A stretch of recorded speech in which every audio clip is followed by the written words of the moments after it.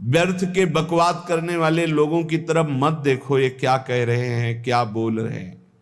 और तुम भी व्यर्थ का बकवाद मत करो। अपने समय को कीमती मान करके निरंतर प्रिया प्रीतम का नाम जप करो, उनके गुण लीला गाओ, उनकी सेवा में रहो। कभी प्रपंच की बातें, कभी प्रतिष्ठा का चिंतन, कभी नाना प्रकार के मान सम्मान का चिंतन, ये घुसने ना पावे हृदय में। बहुत सावधान रहना चाहिए साधक को। ऐसी बातें देखो मत, ऐसी बातें सुनो मत जिससे तुम्हारा हृदय उद्विग्न होकर प्रभु का चिंतन छोड़ दे। बंद करो अभी। अन्य लोगों के संग का त्याग कर दो, जो भगवत विमुख वार्ता करते हैं, संत निंदा करते हैं, दूसरों की निंदा करते हैं। कुछ हाथ नहीं लगता, ये लोग दुर्गति को प्राप्त होने वाले हैं। भक्तन निंदा अति बुरी भूल करे जिन कोय, किए सुकृत बहु जन्म के छिन में दारे खोए।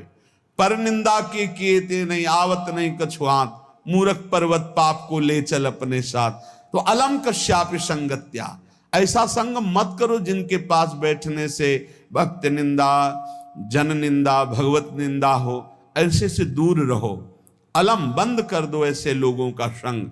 रात दिन हम श्यामा श्याम का नाम जप करेंगे, श्यामा श्याम के लीला गुण गाएंगे, श्यामा श्याम के ही धाम का आनंदगन भगवान का आश्रय मिलते ही आनंद छा जाता है हृदय में।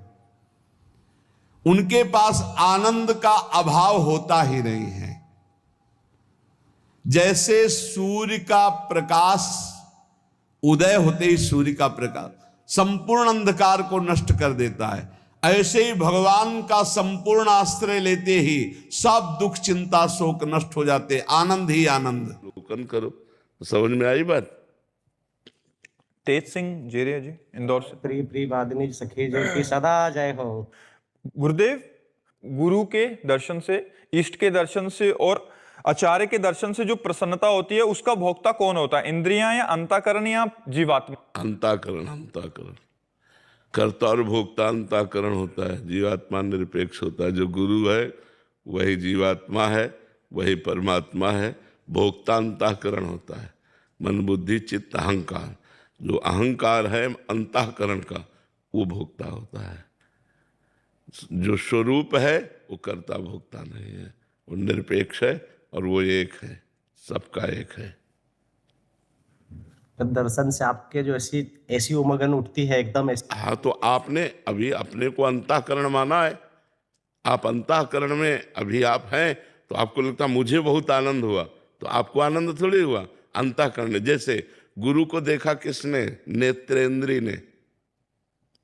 ये गुरु है ऐसा बोध किसने कराया? बुद्धि ने। ये मेरे हैं, ये किसने? मन। कितने सुंदर है, कैसे है, क्या है?